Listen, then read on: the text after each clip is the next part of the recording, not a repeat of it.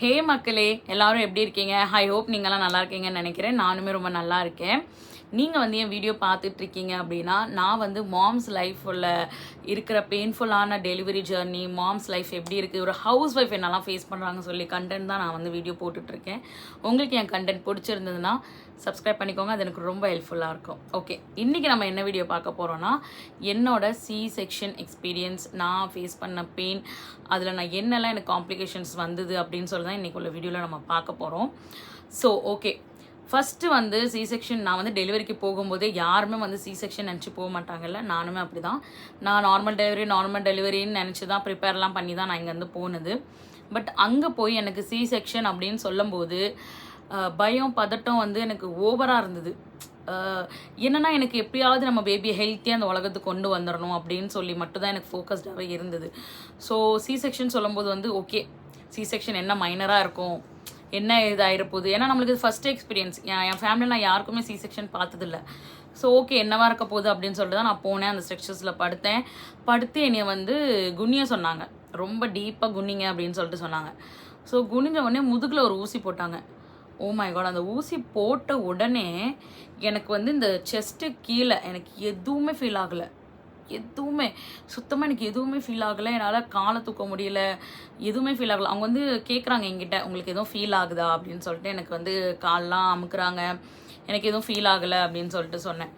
அப்போது வந்து என்ன பண்ணிட்டாங்கன்னா, ஒரு கையில் வந்து எனக்கு பிபி செக் பண்ணிக்கிட்டு இருக்காங்க, மானிட்டர் பண்ணிக்கிட்டே இருக்காங்க. ஒரு கையில் வந்து எனக்கு ஐவி ஏறிட்டுருக்கு. ஒருத்தங்க வந்து என் பல்ஸ் பாயிண்ட்டை வந்து கை வச்சு செக் பண்ணிக்கிட்டே இருக்காங்க. கண் வந்து ஒரு ஒரு ஒரு ஒயிட் டேப் போட்டு மூடியிருக்காங்க. முன்னாடி டாக்டர்ஸ் எல்லாம் நிற்கிறாங்க. எல்லாருமே வந்து சொல்லணும்ல, நமக்கு அந்த லைட் எல்லாமே ஆடுறது அசைகிறது எல்லாமே தெரியுது, கிளியராக தெரியல.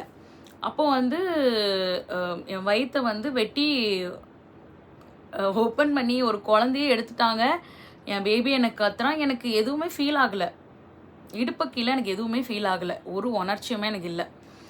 ஓகே, சி செக்ஷன்லாம் பண்ணியாச்சு. அவங்க அதாவது ஒரு ஒரு ஒரு 15 மினிட்ஸில் என்னோடய சர்ஜரி முடிஞ்சிருச்சு. அவ்வளோதான், டக்குன்னு ஸ்டிச்சஸ் போட்டாங்க. போட்டுட்டு உடனே பெட் மாற்றி என்னோடய வார்டுக்கு கூப்பிட்டு போயிட்டாங்க. அப்புறம் வந்து ஒரு கரெக்டாக ஒரு 1 ஹவரில் எனக்கு அந்த நம்னஸ் வந்து போச்சு. அப்போ வந்துச்சு பாருங்கள் ஒரு வலி. அந்த வலியை வந்து நான் இது வரைக்கும் எங்கேயுமே நான் ஃபீல் பண்ணதில்லை. அந்த அளவுக்கு அந்த பெயின்ஃபுல்லான ஒரு ஜேர்னி வந்து இருந்தது. அந்த வலி வந்து என்னால் சொல்ல முடியல. இப்போ நீங்கள் வந்து என்கிட்ட கேட்டிங்கன்னு வைங்களேன், எப்படி இருந்தது பெயின் அப்படின்னா, எனக்கு எக்ஸ்பிளைன் பண்ண முடியல. அந்த பெயின் எனக்கு இப்படி இந்த மாதிரி வலிச்சது, இந்த மாதிரி குத்துச்சு, இந்த மாதிரி நம்மளுக்கு இந்த கை இப்படி ஒரு லைட்டாக கர்ட் ஆனால் நம்மளுக்கு வலிக்கலாம், அந்த மாதிரி என்னால் சொல்ல முடியலாம். அந்த அளவுக்கு ஒரு பெயின் என்னால் இப்போது நினச்சா கூட எனக்கு ஒரு பயம் பதட்டம் ஆகுது. எனக்கு சத்தியமாக நான் நினச்சி பார்க்காத ஒரு வலி அது. நம்னஸ் போயிட்டே இருக்குது. நம்னஸ் வந்து குறையுது எப்படின்னா, ஃபஸ்ட்டு இடுப்பில் அந்த நம்னஸ் வந்து எப்படின்னா இப்படி இடுப்புலேருந்து கீழே போகுது. கீழே போயிட்டு நம்மளோட வஜைனா, நம்மளோட சி செக்ஷன் இதுலேருந்து கீழே போகுது. திருப்பி நம்ம அந்த இது வந்து தொடைக்கிட்ட வருது. தொடையிலேருந்து நம்மளுக்கு முட்டுக்கிட்ட போகுது. முட்டுலேருந்து முழங்கால் வரைக்கும் போகுது. முழங்கால்லேருந்து நம்னஸ் வந்து நம்மளுக்கு விரலுக்கு வருது. அப்படியே அந்த நம்னஸ் அப்படியே கொஞ்ச நேரத்தில் மறைஞ்சிருச்சு. அப்படியே தண்ணி அலை வந்து போகிற மாதிரி மறைஞ்சிருச்சு. சரியான வலி.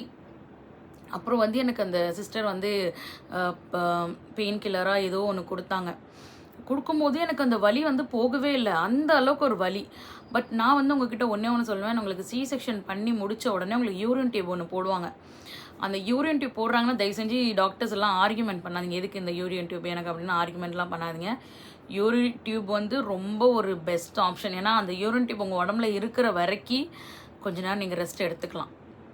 புரியுதா உங்களுக்கு? அந்த யூரின் டியூப் இருக்கிற வரைக்கும் நீங்கள் கொஞ்ச நேரம் ரெஸ்ட் எடுத்துக்கலாம். ஸோ அந்த யூரின் டியூப் எடுக்க சொல்லி ஆர்குமெண்ட்லாம் யாரும் நீங்கள் பண்ணாதீங்க. ஏன்னா நான் பார்த்தேன், ஒரு சிஸ்டர்லாம் எனக்கு யூரின் டியூப் எடுங்க, எனக்கு பிடிக்கல அப்படின்னு சொல்லிட்டு ஆர்குமெண்ட் பண்ணிட்டு இருந்தாங்க. ஸோ நீங்கள் யூரின் டியூப்லாம் எடுக்காதீங்க, வச்சுருக்காங்கன்னா அது இருக்கட்டும். அது வந்து உங்களுக்கு வந்து ரெஸ்ட்டு. ஏன்னா நீங்கள் டக்குன்னு எழுந்திரிச்சி வாஷ்ரூமெல்லாம் யூஸ் பண்ண வேணாம். ஸோ அந்த யூரின் வந்து அதுலேயே ஃபில் ஆயிரும் அந்த பேக்லேயே. ஸோ அது இருக்கட்டும். அப்புறம் வந்து என்ன ஆச்சுன்னா, எனக்கு அந்த நம்னஸ் எல்லாம் போன உடனே என்னை வார்டு வந்து மாற்றுறாங்க. எந்திரிச்சு நடக்க சொன்னாங்க. எந்திரிச்சு நடக்க சொல்லும்போது நான் நினச்சிக்கிட்டே சரி எந்திரிச்சிடலாம், நம்ம வந்து ஓகே எந்திரிச்சிடலான்னு சொல்லிட்டு நான் வந்து எந்திக்க ட்ரை பண்ணுறேன். எங்கள் அம்மா சொல்கிறாங்க நான் ஹெல்ப் பண்ணட்டுமா. பட் நான் ஒன்று சொல்வேன், ஹெல்ப் கேட்குறது வந்து நீங்கள் அக்செப்ட் பண்ணிக்கோங்க. ஒருத்தங்கிட்ட நீங்கள் ஹெல்ப் கேட்குறீங்கன்னா இட் இஸ் ஒர்த் இட். கேளுங்க, வெட்கப்படாதீங்க. ஐயோ நம்ம இவங்களுக்கு சிரமம் கொடுக்குறோமே நினைக்காதீங்க, தயவு செஞ்சு அப்படி நினைக்காதீங்க. நான் அப்படி நினச்சேன்.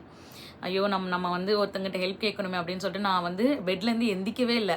நான் சொல்கிறேன், நான் எந்திக்கிறேன், நான் ட்ரை பண்ணேன், நான் எந்திக்கிறேன். கம்பி கட்டிலோட நம்ம பெட்டோட கம்பி பிடிக்கிறேன், பெட்ஷீட்டை டைட்டாக பிடிக்கிறேன், என்னென்னமோ பிடிக்கிறேன். பக்கத்தில் என்னெல்லாம் இருக்கோ எல்லாத்தையும் டைட்டாக பிடிச்சி என் பாடியை நான் புஷ் பண்ணுறேன். என்னால் முடியலை.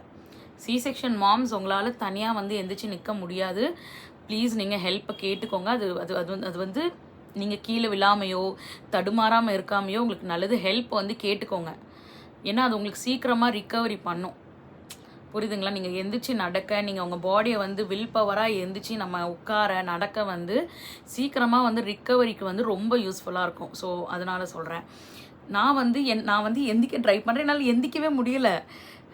என்னடா பண்ணுறது? அப்புறம் எங்கள் அம்மாவும் வந்து வராங்க என்னை தூக்குறதுக்கு, கழுத்தை இப்படி பிடிச்சி இப்படி தூக்குறதுக்கு வராங்க. பேபியை தூக்குற மாதிரி தூக்குறாங்க. என்னால் முடியலை. என்னால் சுத்தமாக எந்திக்க முடியல. எனக்கு வந்து எப்படி இருக்குன்னா, எப்படி சொல்கிறதுனே எனக்கு தெரிலங்க. எனக்கு வார்த்தையே இல்லை, எனக்கு வேர்டே இல்லை, என்ன சொல்கிறதுனே தெரில. அந்த அளவுக்கு ஒரு பெயின் வந்து என் பாடியில் போயிட்டுருக்கு. பாடி வந்து உணர்ச்சியே இல்லை, கழுத்து கீழே பாடி உணர்ச்சியே இல்லை. தலை மட்டும் ஆடுது. யாராவது கூப்பிட்டா பார்க்குறேன் வைக்கிறேன், அது மட்டும் ஆடுதே தவிர பாடி வந்து ஸ்டிஃபாக தான் இருக்குது. நான் எந்திக்க ட்ரை பண்ணால் என் பாடி அசையலை. அப்புறம் வந்து ஒரு அம்மா ஒருத்தங்க வந்தாங்க பக்கத்தில் இருந்த. அந்த அம்மா வந்து எப்படி என்னை தூக்குனாங்கன்னா, என்னை வந்து ஹக் பண்ணிட்டாங்க. இது நான் உங்களுக்கு டிப்ஸாக சொல்கிறேன். நீங்கள் வந்து என்ன பண்ணுங்கள், உங்கள் அம்மா வந்து உங்களை ஹக் பண்ண சொல்லுங்கள், இல்லை உங்கள் ஹஸ்பண்டை வந்து ஹக் பண்ண சொல்லுங்கள்.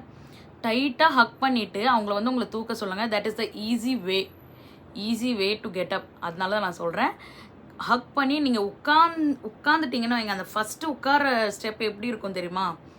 நம்மளோட ஆர்கன் இருக்குல்ல, நம்மளோட உள்ளே இருக்க நம்ம பேபிஸ் வந்து உள்ளே இருக்கும்போது அந்த ஆர்கன்லாம் புஷ் ஆகி மேலே வரும்ல, அந்த ஆர்கன்லாம் உங்களுக்கு கீழே விழுறது அப்படியே தெரியும். ஏன்னா எனக்கு அது ஃபீல் ஆச்சு. என்னை எந்திரிச்சு உட்கார வச்ச உடனே என்னால் கண்ணே திறக்க முடியல. இப்படியே தான் உட்காந்துட்டு இருந்தேன். நான் 2 நிமிஷத்துக்கு இப்படியே தான் இருந்தேன். நான் அம்மா அப்படி தான் கத்துனேன். எனக்கு இன்னும் அந்த ஃபீல் வருது. அதாவது என்னோடய ஆர்கன் எல்லாமே அப்படியே ஸ்லோவாக கீழே போகிறது வந்து கிளியராக எனக்கு தெரியுது. என்னோடய சி செக்ஷன் அந்த தையலை வந்து ஹிட் ஆகுறது எனக்கு கிளியராக வந்து என்னால் ஃபீல் பண்ண முடியுது. கொஞ்ச நேரம் உட்காந்ததுக்கு அப்புறம் தான் நான் எந்திரிச்சேன். நீங்கள் ரெஸ்ட் எடுக்கலாம். நீங்கள் வந்து டக்குன்னு எந்திரிச்செலாம் நடக்க வேணாம், நல்லா ரெஸ்ட் எடுங்க. உட்காருங்க, ஒரு 5 to 10 minutes நல்லா உட்காந்துக்கோங்க. உட்காந்து உங்கள் பாடி வந்து நல்லா ஃபங்க்ஷன் ஆகணும். அதுக்கப்புறம் மெதுவாக ஒரு ஸ்டெப் எடுத்து வைங்க. திருப்பி 2வது கால் எடுத்து வைங்க. ஸோ பொறுமையாக இந்த ஸ்டெப்பெல்லாம் நீங்கள் எடுத்து வைங்க. நான் வந்து ஃபஸ்ட்டு கால் எடுத்து வச்சேன், 2வது கால் எடுத்து வச்சேன். எப்படி நின்னேன்னா, எந்திரிச்சு நிற்கிறேன், என் கை கால்லாம் கிட்டுன்னு ஆடுது. சரியான ஆட்டம். அதாவது நம்மளுக்கு இந்த டெலிவரி அப்போ ஒரு ஷிவர் ஒன்று வரும்ல, நம்ம சி செக்ஷன் பண்ணப்போ அந்த ஷிவர் எனக்கு இருந்துச்சு. எனக்கு வந்து அந்த ஷிவர் வந்து மறுநாள் வரைக்குமே எனக்கு அந்த ஷிவர் இருந்தது. நம்ம பாடி வந்து அது என்னன்னு தெரில. ஏன்னா அந்த பாடியில் இத்தனைக்கும் அந்த ரூமில் வந்து ஏசி எதுவுமே இல்லை. பட் என் பாடி நல்லா ஷிவர் ஆச்சு. எந்திரிச்சு நிற்கிறேன், கை கால்லாம் ஆடுது. எங்கள் அம்மா ஒரு பக்கம் பிடிக்கிறாங்க, பிடிச்சி நான் போகிறேன். எனக்கு வந்து கொலருது. எங்கள் அம்மா நான் சொல்கிறேன், அம்மா எனக்கு இப்படி என் வாய் வந்து கிடுன்னு ஆடுது, பேச முடியல. என்னால் எதுவுமே தன்னை முஞ்சி என்னால் பேச முடியல. ஒரு தண்ணி கூட என்னால் கேட்க முடியல, அந்தளவுக்கு வாயெல்லாம் ஆடுது. ஏன்னா நான் வந்து என்னோடய எக்ஸ்பீரியன்ஸ் நான் சொல்கிறேன். நான் வந்து இவ்வளோ பெயின் கோ த்ரூ பண்ணதே இல்லை என் லைஃப்பில். நான் பெயினே தாங்க முடியாத ஒரு பர்சன். நான் பெயினை சுத்தமாக 1% கூட நான் தாங்க மாட்டேன். நான் அந்த மாதிரி ஒரு பொண்ணு. ஸோ எனக்கு வந்து இந்த பெயின் வந்து அனதர் லெவலாக இருந்தது. வேறு லெவல் பெயின் எனக்கு. எந்திரிச்சு நடக்கிறேன், வீல் சேரில் என்னை உட்கார வைக்கிறாங்க. உட்காந்துக்கிட்டு நான் மேலே போகிறேன். மேலேயுமே நானே எந்திரிச்சு உட்காந்தேன். எப்படி சி செக்ஷன் பண்ணால் 1 hourல நான் எந்திரிச்சு உட்காந்தேன். ட்ரஸ்ட் மீ கைஸ், நீங்கள் நடக்கிறது தான் உங்களுக்கு வந்து சீக்கிரம் ரிக்கவரி. நீங்கள் சி செக்ஷன் பண்ணிவிட்டு ரெஸ்ட்டில் இருக்கீங்க தெரியுமா, அதை விட நீங்கள் எந்திரிச்சு ஒரு 2-3 ஸ்டெப்பு, ஒரு 5 ஸ்டெப்பு, ஒரு 6 ஸ்டெப் நீங்கள் எடுத்து வைக்கிறீங்க தெரியுமா, பெஸ்ட்டு ரிக்கவரி. ஏன்னா நான் வந்து அது பண்ணேன். எனக்கு நான் சொன்னேன் இல்லையா, யூரின் டியூப் போட்டிருந்ததுன்னு, நான் ஒரு பெட்டில் போய் படுத்துட்டேன்ல, அந்த நாள் ஃபுல்லாக நான் எந்திக்கவே இல்லை. எனக்கு ஜூஸ் கூட நான் எப்படி குடித்தேன்னு சொல்கிறீங்க, நான் படுத்துக்கிட்டே அந்த ஸ்ட்ரா வச்சு குடித்தேன்.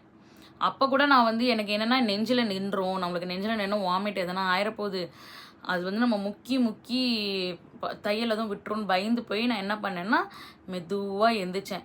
அப்போ கூட இல்லை, மறுநாள்லாம் எந்திக்க முடியல. எங்கள் அம்மா என்னை ஒரு கை பிடிச்சி தூக்கி என்னை உட்கார வச்சு, உட்காரதாங்க ரொம்ப கஷ்டமாக இருந்தது எனக்கு. அந்த சி செக்ஷன் பண்ண மறுநாள்லாம் உட்கார்றது ரொம்ப கஷ்டமாக இருந்தது. இப்படி இப்படி அதாவது ஒன் சைடு படுக்க முடியல, இந்த ஒன் சைடும் எனக்கு படுக்க முடியல. ஸ்ட்ரெயிட்டாக தான் நான் இருந்தேன். அந்த ஸ்ட்ரெயிட்டாக இருக்கிறப்போ மூச்சு கூட நம்மளால் இழுத்து விட முடியாது. அந்த டைமில் எனக்கு ஒரு ஒரு ஒரு ஒரு வாட்டிலாம் எனக்கு இருமல் வந்துச்சுங்க. வா செத்துட்டேன் நான் சத்தியமாக. அந்த இருமல் என்னால் அடிவேர் அப்படி டைட்டாக பிடிச்சிக்கிட்டு இருமுறேன். நான் டைட்டாக பிடிச்சிக்கிட்டு இருமுறேன். அதுவும் இல்லாமல் ஒரு சிஸ்டர் வந்து பக்கத்தில் வந்து அவங்களுக்கு வந்து சரியான கோல்டு அந்த டைமில். அந்த சிஸ்டர் இருமுன்னு இருமி பாவம், ரொம்ப பாவமாக இருந்தது அவங்கள பார்க்குறதுக்கு. சரியான இருமல் அவங்களுக்கு, இருமி வாமிட்லாம் பண்ணிகிட்டு இருந்தாங்க. எப்படி தான் அவங்க தாங்கினாங்களோ தெரில. எனக்கு அந்த டைமில் தொண்டை ட்ரை ஆகி இருமல் வந்துருச்சு. வயிறை டைட்டாக பிடிச்சிக்கிட்டு எப்படி இருமுனேன் தெரியுமா? ஸ்லோ மோஷனில் தான் இருமுனேன். ஏன்னா அந்தளவுக்கு வலி, எனக்கு சரியான வலி.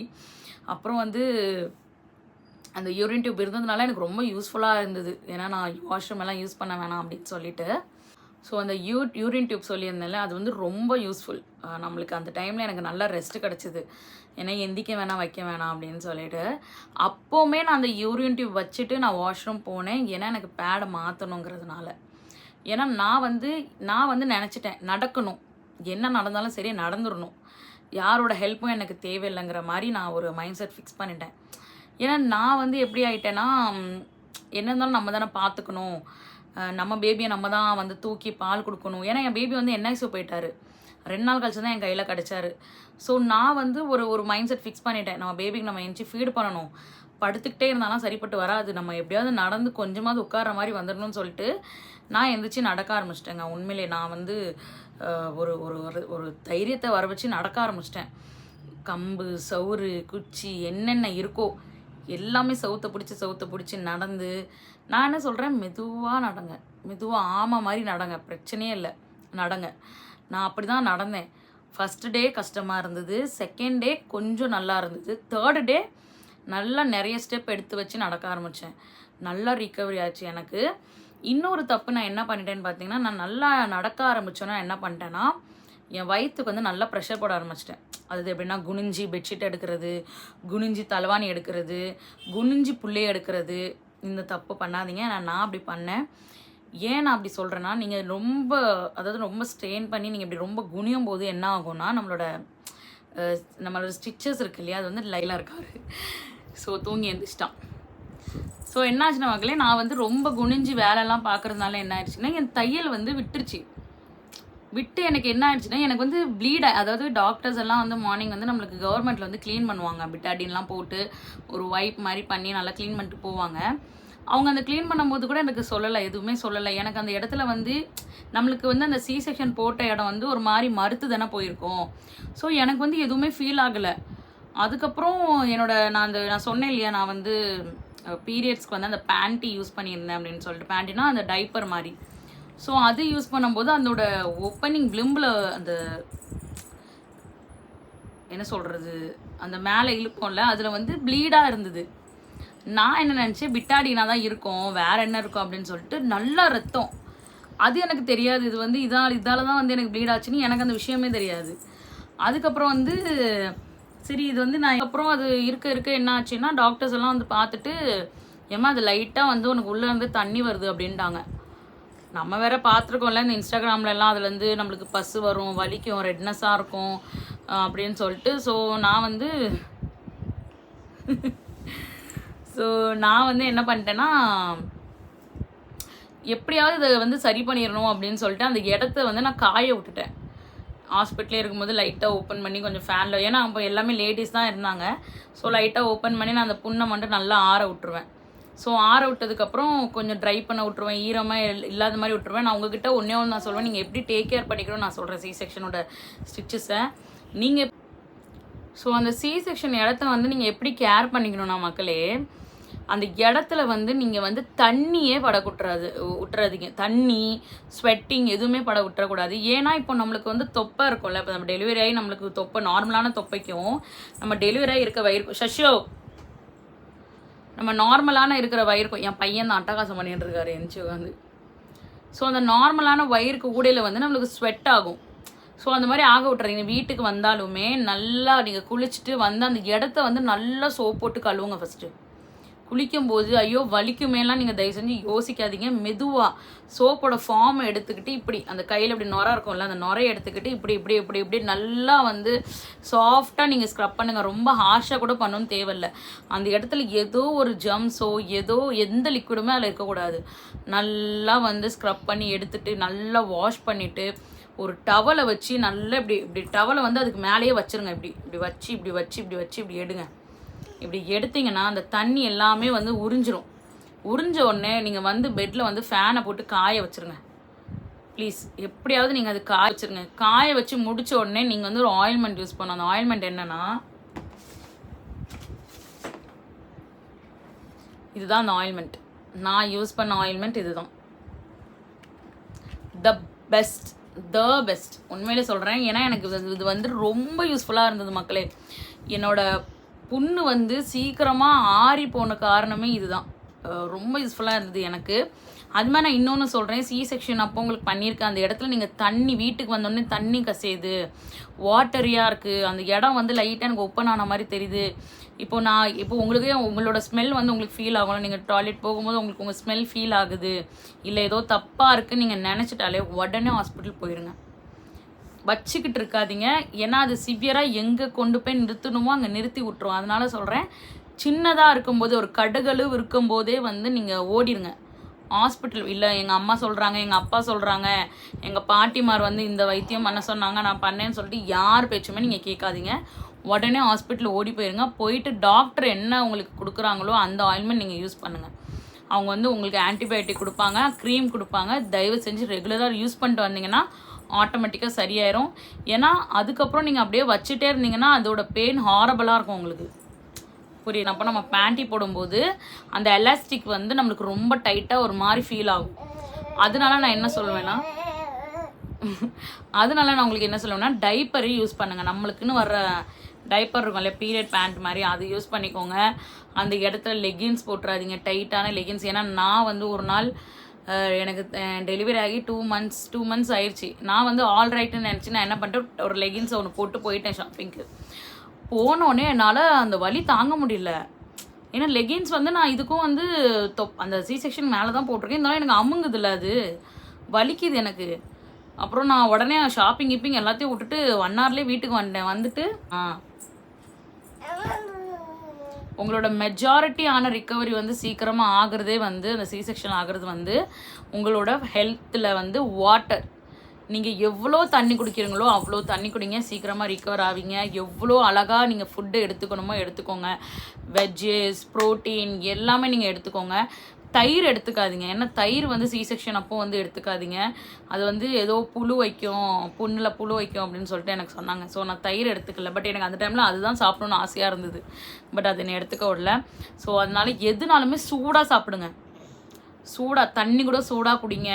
குளிக்கிற தண்ணி கூட நீங்கள் நல்லா சுடு தண்ணி ஊற்றி குளிங்க. புண்ணுக்கு வந்து சுடு தண்ணி ஊற்றி குளிச்சிங்கன்னா ரொம்ப சீக்கிரமாக ரிக்கவரி ஆவீங்க. அதுக்கப்புறம் வந்து நல்ல வெஜ்ஜஸ் எடுத்துக்கோங்க, நல்லா சாப்பிடுங்க. ஏண்டா அந்த இடத்த வந்து ரொம்ப கவர் பண்ணி வச்சுக்க வேணாம். எல்லாமே துணி இனி பாவாடை லெகின்ஸ் போட்டு எதுவுமே துணி போட்டு வச்சுக்காதீங்க. பேண்ட்டி கூட நீங்கள் யூஸ் பண்ண வேணாம். நல்ல காற்றுல காய விடுங்க. அதுவாகவே காஞ்சிரும், அதுவாகவே உங்களுக்கு வந்து விழுந்துடும். எனக்கு வந்து சி செக்ஷன் அப்போ அந்த தையல் எடுத்தாங்க இல்லையா, அந்த தையல் எடுத்து முடிச்ச உடனே தான் எனக்கு இந்த தையல் விட்டுது. ஸோ அதுவுமே நீங்கள் வந்து பாருங்கள். அப்பப்போ தையலை வந்து செக் பண்ணுங்கள். ஒரு மிரரில் வந்து பாருங்கள் நம்மளுக்கு எப்படி இருக்குது, என்ன மாதிரி ஸ்கார்ஸ் இருக்குது, ஆறி இருக்கா ஆறலையா, ஏதாவது கட்டி ஃபீல் ஆகுது அப்படின்னு தொட்டு பாருங்கள்.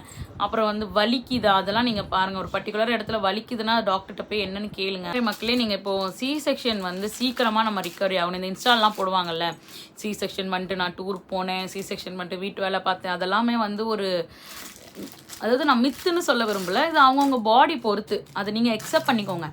உங்களுக்கு லேட் ஆகுதா உங்கள் பாடி வந்து எனக்கு வந்து என்னோடய சி செக்ஷனில் தான் ரிக்கவரி ஆகிறதுக்கு நான் தன்னால் எந்திரிச்சு நடக்கிறதுக்கு எனக்கு 6 months ஆச்சு. ஓகேவா? ஸோ ஒருத்தங்க பாடி ஒருத்தங்க ஒரு டைப் மாதிரி. ஸோ நீங்கள் வந்து மற்றவங்க கூட கம்பேரிஷன் பண்ணாதீங்க.